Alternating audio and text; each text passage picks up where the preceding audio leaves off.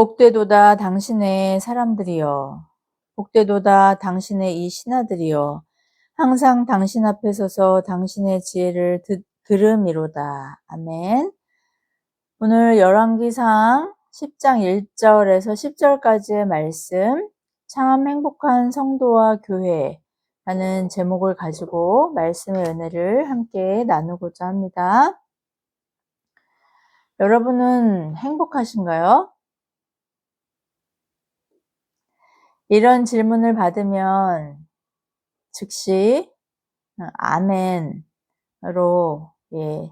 답하시거나 또 나는 정말 행복하다고 자신 있게 말할 수 있으신가요? 우리가 어떠한 상태나 단어를 생각하는 것은 사실 그것에 대한 결핍과 갈망이 있기 때문이라고 합니다. 다이어터들에게는 맛있는 음식이 항상 생각나지 않나요? 저는 초등학교 6학년 이후로 늘 다이어트를 한 것 같아요. 그래서일까요? 저는 항상 맛있는 음식을 생각합니다. 무엇인가를 항상 먹고 싶다는 생각을 하곤 하죠. 어떤 분들은 자신이 만든 음식은 맛이 없고 또 요리 도중에 냄새에 질려서 먹고 싶지 않다고 하는데 저는 제가 만든 음식이 너무나 맛있습니다. 먹으면서도 다음에는 무엇을 만들어 먹을까, 또 무엇을 사 먹을까 항상 생각하는 것 같아요. 먹고 싶은 음식이나 만들고 싶은 요리 리스트를 메모해 놓기도 하죠. 그런 이유로 마트는 저의 즐거운 놀이터입니다. 먹는 것에 진심인 저희 부부의 영향인지 아이들도 모두 먹는 것을 좋아하고 뭐든지 잘 먹습니다. 이렇게 먹는 것을 좋아하는 제가 평생에 걸쳐 지치지 않고 씨름하는 것이 바로 다이어트예요. 해가 갈수록 체중이 불어가는 것을 1년 전 사진을 통해 확인하면서도 저는 이 다이어트를 절대로 포기할 수 없을 것 같습니다. 식단 관리를 하고 절식을 하다 보니 더 간절히 먹고 싶은 것을 생각하게 되는 것처럼 좋아하는 것에 대한 결핍이 그것을 더욱 간절히 원하게 되는 것 같다는 저도 동의하게 돼요. 우리나라 행복지수는 OECD 38개 국가 중에서 맨 끝에서 두 번째와 세 번째를 그렇게 오락가락 한다는 최근 발표를 보았습니다. 이와는 반대로 또 자살률은 거의 1, 2위를 다툰다고 하고요. 노인 빈곤율과 저출산율도 1위를 탈환한 지 오래 되었는데 이런 이유가 바로 이 행복지수와 관계가 있는 것은 아닐까 생각해 보게 되었어요. 만약 여러분이 평소에 행복이란 무엇인가 라든지 행복해지고 싶다는 생각을 별로 하지 않는다면 그것은 여러분이 행복하다는 반증이 아닐까요? 가끔 지인을 통해 사는 게 재미없다, 또 사는 낙이 없다는 푸념을 듣는 일이 있는데 저는 그런 생각을 해본 지가 언제인지 잘 기억이 나지 않기 때문에 그것은 제가 행복하다는 반증일 거라는 그런 생각으로 감사하곤 하죠. 지난주 설교에서 말씀드렸던 것처럼 저는 집순이고 집에 있는 것을 너무 좋아하는데 직장 생활로 바쁜 우리 둘째 아들은 가끔 엄마는 집에서 하루 종일 뭐 하냐고 약간 안 됐다는 듯이 그렇게 묻곤 합니다. 아들의 방 정리며 또 세탁과 저녁 식사가 모두 제 노동의 결과라는 것을 상상도 못하는 아들은 엄마가 집에서 하루 종일 심심해하지 않는 것을 보니 뭘 하고 노는지 궁금해하는 것 같아요. 일상의 루틴대로 가사일과 독서, 또 설교 준비, 지인들과의 교제 등으로 잠자는 시간 빼면 정말 빼곡한 스케줄로 꽉 차 있는 저는 그런 질문을 받을 때마다 아들의 걱정과 달리 제가 심심할 틈이 없는 행복한 사람이라는 생각에 더욱 감사하게 되죠. 오히려 눈코 뜰 새 없이 경제활동으로 바쁘고 여행도 자주 다니며 워라밸을 사는 아들이 가끔씩 사는 게 재미없다고 또 뭘 해야 재미있을까를 고민하는 것을 보면 그럴 때마다 더욱 열의를 가지고 아들이 고통스러워하는 행복설교를 시작하곤 합니다.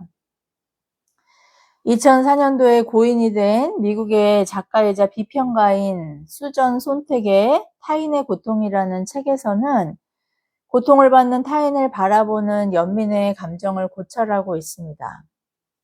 대부분의 사람들은 고통당하는 사람을 불쌍하게 생각하고 감정적으로 공감하려고 하지만 그들을 위해 아무것도 해줄 수 없다고 생각하면서 자신은 안전한 곳에 있다는 것에 안도하곤 하는데 이것은 비겁한 것이라고 비판하고 있죠. 이러한 불행과 고통을 어떻게 종식시킬 것인가에 대한 고찰과 정말 사소해 보이는 그렇지만 우리에게 주어진 그 상황 가운데서 우리가 할 수 있는 최선의 노력과 행동이 타인의 고통에 연대하는 진정한 공감이라고 독려합니다. 우리 그리스도인들에게는 고통당하는 이웃을 위한 기도가 있고 또 복음을 전하는 은혜의 방편이 바로 그들의 고통에 공감하는 또 그들의 고통을 함께 나누는 최선의 노력이라고 할 수 있겠죠. 그 책에서는 주로 전쟁의 참상을 고발하는 끔찍한 이 살상의 이미지를 묘사하고 또 사진을 실었는데 이 피사체들은 기아에 뼈만 남은 아이들, 총에 맞아 죽은 군인들과 사지가 잘린 시체와 믿을 수 없을 정도로 끔찍한 고문으로 죽어가는 범죄자들이었어요. 사람들은 인간이 얼마나 잔혹해질 수 있는지 그 한계를 의심하게 만드는 이미지와 디테일한 묘사를 통해 눈물을 흘리며 경악하지만 이렇게 타인의 고통을 전시하고 그것을 먼발치에서 구경하는 사람들은 가해자만큼이나 냉혹하고 또 타인의 고통을 욕망하는 소비자일 뿐이라고 그녀는 비판하고 있습니다. 오늘 말씀을 통해 이처럼 누군가의 고통을 관조하며 아무런 행동도 취하지 않는 이기심 가득한 세상에서 관찰자와 방관자로 살아가는데 안도하면서도 이런 고통과 불행을 피하기 위해 극단적인 향락과 쾌락을 추구하는 또 다른 극단을 행복이라고 믿는 우리에게 진정한 행복이 무엇인지를 발견하는 시간 되기를 바랍니다. 죄인의 고통을 방관하시지 않고 친히 몸으로 감당하셔서 구원을 주신 예수 그리스도의 생명을 누리는 참 행복한 성도와 교회 되길 축복합니다. 이 빼앗길 수 없는 영원한 행복을 매일의 삶 속에서 감격 가운데 자랑하는 증인의 사명 넉넉히 감당하는 저와 여러분 되기를 축복합니다. 다윗 왕의 뒤를 이어 이스라엘의 왕이 된 솔로몬 왕은 탁월한 지혜의 소유자로 널리 이름을 떨치게 되죠. 오늘 본문에 등장하는 이 솔로몬 왕과 스바의 여왕은 제가 아주 어린 시절에 TV에서 영화로 본 기억이 어렴풋한데 솔로몬과 스바 여왕의 로맨스가 모티프였어요. 성경은 이 스바 여왕의 방문을 역사적인 사건으로 기록하고 그 외에 대해서는 침묵하고 있지만 이 부귀와 영화로 가장 유명했던 솔로몬 왕에게 반한 아름다운 스바 여왕이 썸을 탔을 것이라는 스토리는 사람들의 선망은 호기심을 자극하기에 충분했던 것 같아요. 그래서인지 영화와 소설로도 많이 알려졌고 또 전설에는 그 솔로몬 왕과 스바 여왕 사이에 아들이 태어났는데 그 아들이 현재 이디오피아의 뭐 건국자다 이런 뭐 전설도 그렇게 전해지고 있다고 하더라고요. 역사가들은 당시 스바는 지금의 예멘이라고 그렇게 추정하고 있어요. 그리고 또 여기 성경에 등장한 이 스바 여왕은 총명하고 아름다웠던 발키스라는 사람이었다고 그렇게 추정해요.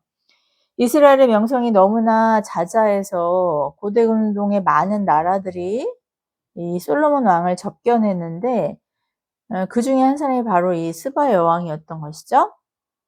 솔로몬의 지혜를 시험하고자 수수께끼를 냈다고 하는데 당시 이 상류층의 유희가 바로 수수께끼 놀이였다고 합니다. 여왕이 준비한 아주 어려운 이 질문에도 탁월한 답변을 한 솔로몬 왕으로 인해서 스바 여왕이 감동했다고 성경에는 기록되어 있는데 이 감동했다는 말은 상당히 이제 이렇게 부드럽게 표현한 것이고요. 사실 히브리어 본문에는 기절할 만큼 정신을 놓다, 뭐 넋을 잃다, 혼이 빠지다 이런 의미를 갖고 있거든요. 이건 제 개인적인 생각인데요. 네, 스바 여왕이 일단 솔로몬의 부와 그 명성과 외모에 마음의 문이 활짝 열려 있는 상태에서 그 상태에 있었기 때문에 사실 왕이 무슨 말을 해도 그냥 호감이 가고 멋있어 보이지 않았을까. 저는 그런 추측을 해보게 돼요. 요즘 핫한 그 외모의 연예인을 얼굴 천재라는 신조어로 부르는 것을 생각해 보세요. 솔로몬 왕이 바로 그런 얼굴 천재는 아니었을까요? 오래전 유행가 가사에 마음이 고와야 여자지 얼굴만 예쁘다고 여자냐, 뭐 내면의 아름다움과 그 성숙함을 아름다움의 기준으로 삼았던 때도 있었지만 사실 요즘은 마음이 고우면 뭐하냐, 얼굴이 예쁘면 무죄다 라고 할 만큼 외모는 너무나 중요한 판단 기준이 된 것 같습니다. 성형을 숨기고 부인했던 때도 있었는데 지금은 성형 컨설팅이나 또 자신이 직접 시술받은 성형을 자랑하는 컨텐츠까지 있는 것을 보면 외모 지상주의가 요즘만큼 핫한 주제가 된 시절이 있을까 싶은데 성경의 기록을 보면 당시에도 외모 지상주의가 만만치 않았던 것 같아요. 그래서 하나님께서는 하나님과 사람의 다름의 기준을 하나님은 사람의 외모를 보지 않으시고 중심을 보신다고 그렇게 선포하셨잖아요. 사람은 언제나 가시적이고 과시적인 외모에 오늘 스바 여왕처럼 넋을 잃곤 하는 것 같아요. 스바 여왕은 외모 천재 솔로몬에게 그와 이스라엘에 관한 대단한 소문을 익히 들어왔다고 그렇게 말하죠. 그러나 그 소문만으로는 그 명성을 신뢰할 수 없었다고 해요. 그러다가 오늘 직접 이렇게 왕을 만나보니 그 소문이 사실이라는 것을 알게 되었다고 말합니다. 오늘 이 스바 여왕이 그 솔로몬 왕의 명성을 들은 이후에 이제 직접 만나서 왕을 보았다고 말할 때에 이 보다라는 단어는 이 주목하다, 또 눈으로 확인하다, 뭐 이런 의미를 갖고 있어요. 그녀는 무엇을 주목했나요? 무엇을 확인했나요? 왕의 멋진 외모와 왕궁의 장엄함과 또 사람들의 화려한 의복과 늘어선 그 많은 사람들을 보았어요. 그리고 성전이신 하나님을 본 것이 아니라 성전의 계단, 화려하게 장식한 이 계단을 보았다고 그렇게 고백하고 있습니다. 보이는 것이 전부라고 믿는 세상이 주목하는 것의 특징이 바로 오늘 스바 여왕이 보았던 것이죠. 보이는 것이 다가 아니요 보이지 않는 것을 볼 수 있는 것이 바로 믿음이고 신앙인데 이교도인 스바 여왕은 보이는 것만을 볼 수밖에 없었던 것이죠. 그 보이는 것 때문에 놀라고 정신을 잃을 정도로 감동을 받았습니다. 오늘 본문 8절에 복되도다 당신의 사람들이여 에서 이 복되도다는 히브리어로 에시에르라는 단어예요. 시편 1편 1절에 복 있는 사람이라고 그렇게 기록된 단어. 그 다음에 신명기 33장에서 이스라엘이여 너는 행복한 사람이로다 할 때 이 행복한이라는 단어가 바로 동일한 에시에르입니다. 감탄사에 가까운 표현이에요. 아, 얼마나 행복한가. 아, 얼마나 행복한 사람들인가. 라는 그런 감탄사에 가까운 표현인데요. 우리가 뭔가 멋지고 놀라운 광경이나 또 그런 사람을 보았을 때 정말 생각지 못하게 저절로 우리의 입에서 나오는 탄성과 같은 그런 표현이 바로 이 에시엘입니다. 이렇게 누군가에게 감동과 부러움을 느끼게 만드는 이 복 있는 사람의 특징을 시편 기자는 그의 시편 1편에서 이렇게 고백하고 있어요. 바로 하나님의 말씀을 주야로 묵상하고 순종하는 사람이라고 그렇게 선언하고 있죠. 또 신명기 33장에서는 하나님의 보호와 돌보심 가운데 하나님의 말씀을 듣고 깨닫고 순종하는 것이라고 그렇게 말씀해요. 시편 기자는 1편에서 행복한 사람의 특징들을 쭉 기술하고 있어요. 악인들의 꾀라고 하는 그 악인들의 계획과 사상에 동화되지 않는 사람들이 바로 복 있는 사람이라고 설명하고 있는 것이죠. 세상성이 추구하는 육신의 향락과 정욕, 또 탐욕과 이기심, 유한하고 죄안된 세상의 자원을 추구하지 않는 사람들을 바로 복 있는 사람이라고 정의하고 있는 거예요. 세상이 사는 방식과 삶의 태도를 습관처럼 따르지 않고 오직 말씀을 기준으로 선택하고 결정하는 것이죠.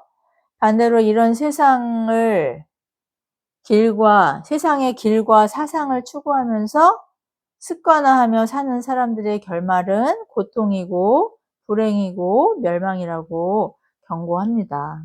그러나 스바 여왕은 행복의 다른 이름인 하나님 경외의 신앙이 없었기 때문에 단지 눈에 보이는 화려함과 그 외모에 마음을 빼앗겼던 것입니다. 정신이 혼미할 정도로 넋을 잃은 스바 여왕이 솔로몬 왕에게 선물한 금의 양이 요즘 단위로 치면은 4,000kg라고 해요. 1년에 걷는 세금이 금으로 24,000kg에 해당했던 당시 이스라엘의 2달치 세금에 해당하는 양이었으니까 정말 얼굴 천재 솔로몬 왕에게 엄청난 덕질을 한 것이죠. 왕도 그에 상응하는 선물을 주었다고 기록하고 있어요. 둘이 썸을 탔든 외계적인 딜을 했든 하나님을 경외하는 신앙의 복을 소유한 솔로몬은 그녀에게 여호와 신앙을 자랑했어야 했는데 세상의 방식대로 부귀와 영화를 자랑하는 과오를 범하고 말아요. 이것은 이후 그가 이방 여인들과 통혼하며 신앙을 버리는 이 내리막길을 암시하는 복선임을 우리는 깨닫게 됩니다.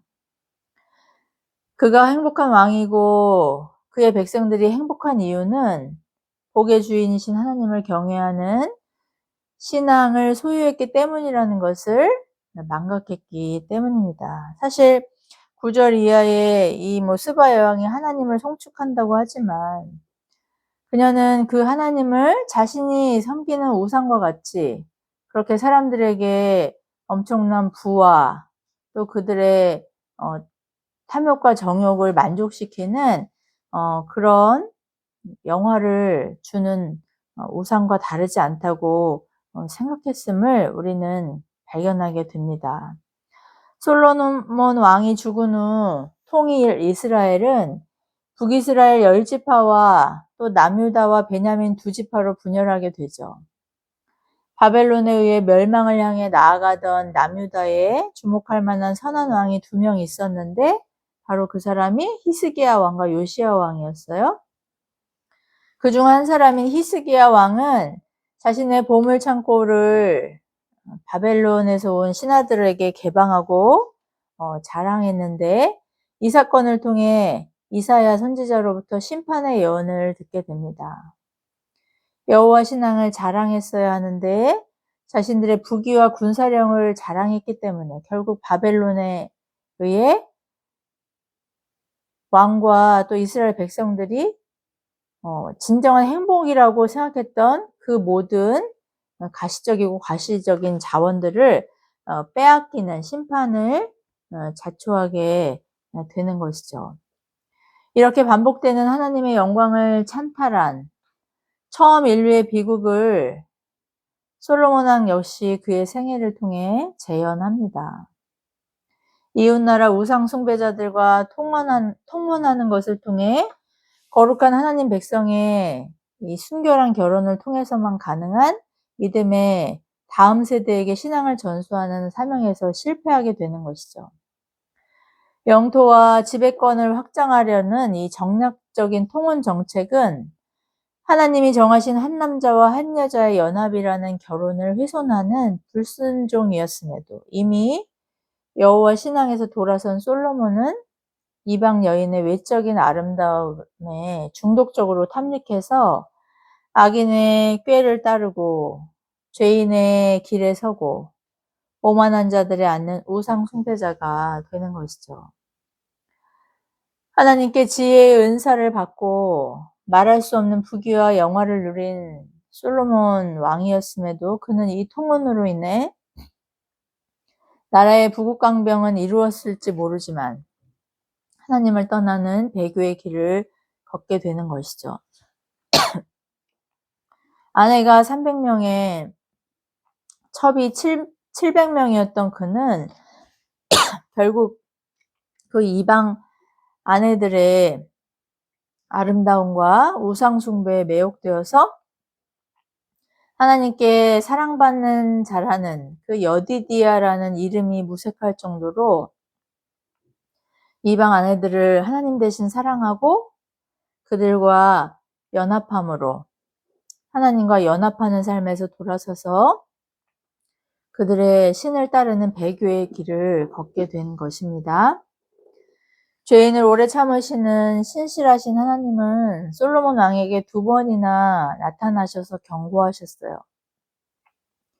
그러나 이방 아내들에게 또 이방 우상에게 중독된 솔로몬은 말씀에 불순종하죠.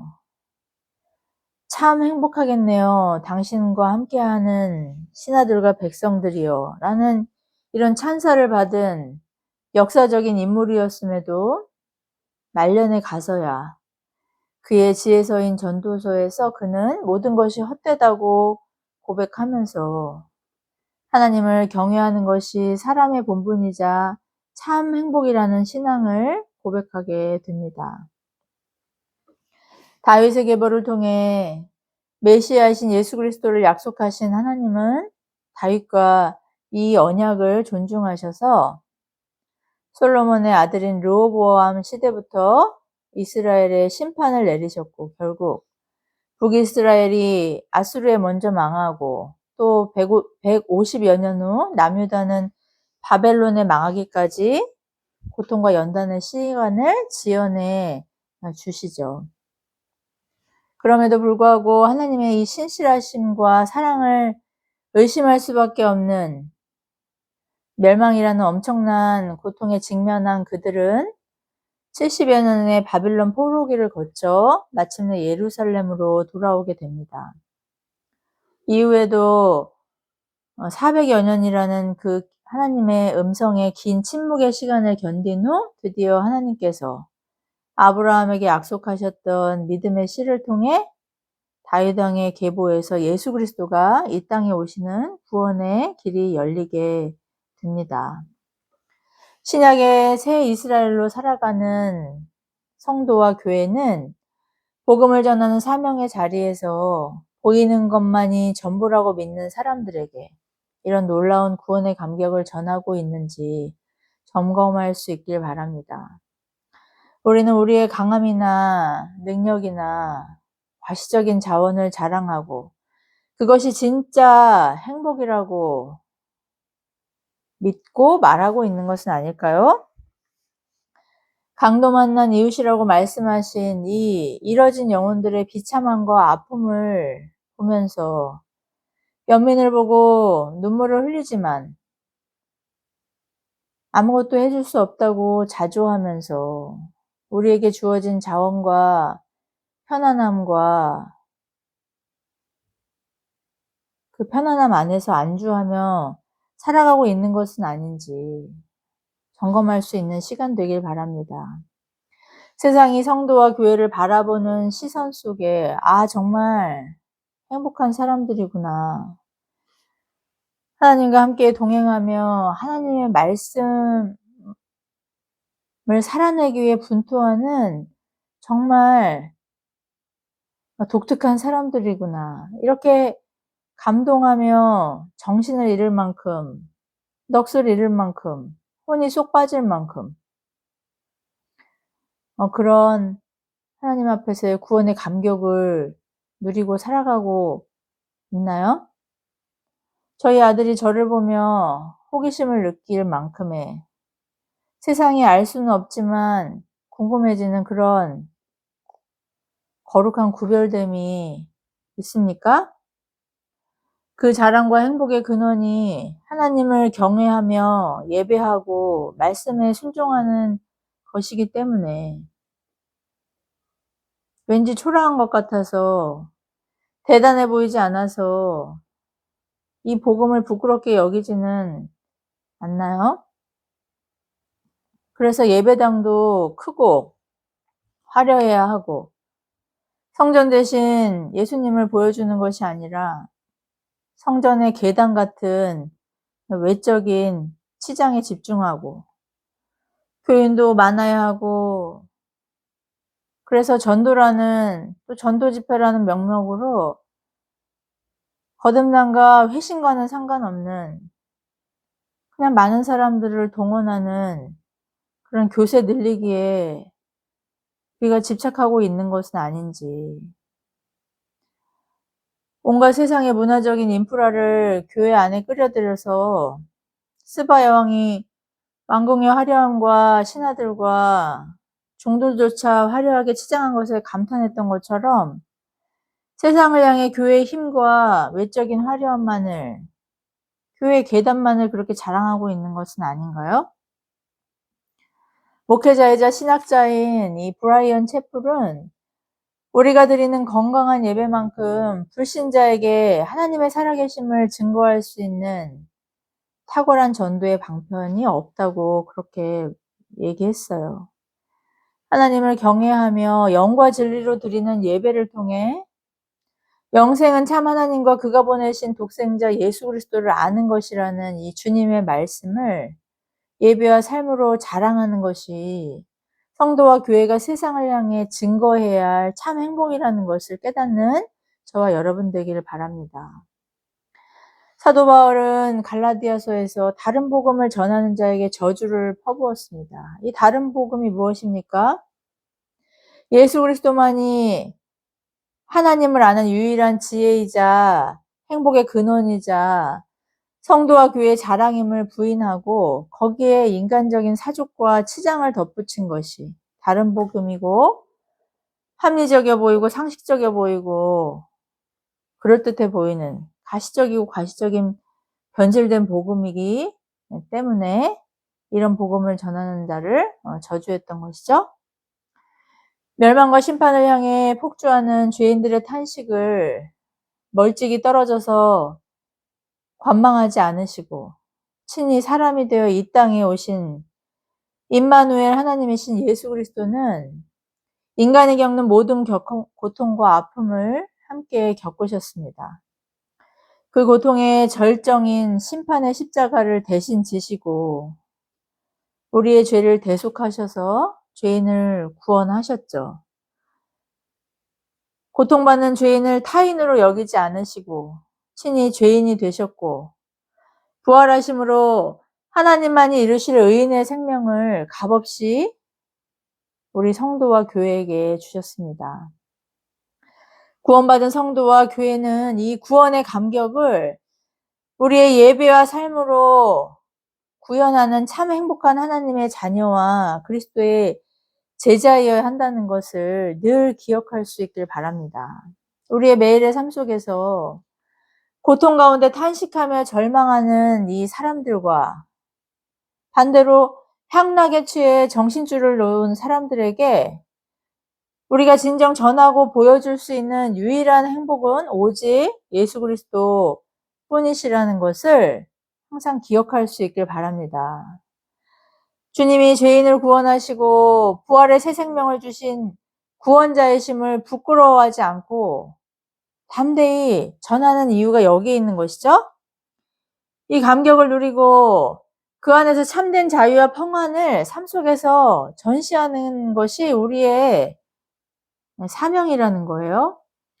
주님만이 우리의 소망이고 행복이라고 선언하는 것이 증인의 사명인 것이죠.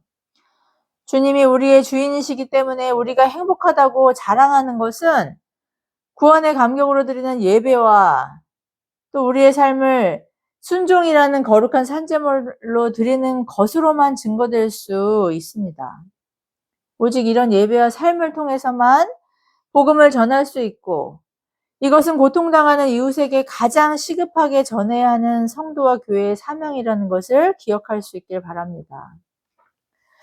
곧 오실 주님을 기다리며 기도로 깨어 준비하고 말씀에 순종하며 복음이 우리가 전해야 할 유일한 행복이라는 것을 자랑하는 그 사명에서 충성하는 저와 여러분 되기를 예수님의 이름으로 축복합니다. 기도하시겠습니다. 자비로우신 하나님 아버지, 은혜를 감사합니다. 오늘도 말씀을 통해 우리가 하나님 앞에 정말 세상이 부러워하는 참된 행복의 사람들이라는 것을 늘 기억하게 하시고 세상이 생각하는 그 유한한 자원과 가시적이고 과시적인 그 자랑거리들이 우리와는 하등 상관이 없는 행복이라는 것을 늘 경계할 수 있는 지혜와 명철로 더욱더 자라가는 저희 모두가 되게 하여 주시옵소서. 영생은 참 하나님과 그가 보내신 자 예수 그리스도를 아는 것이라는 그 놀라운 그 행복의 유일한 조건 안에서 하나님을 기뻐하고 즐거워하며 이 행복을 전하고 증거하는 사명자로 날마다 승리하는 복된 하나님의 성도와 교회 될 수 있도록 은혜를 더하여 주시옵소서. 모든 말씀 보배롭고 존귀하신 우리 주 예수 그리스도의 이름으로 간절히 기도드리옵나이다. 아멘.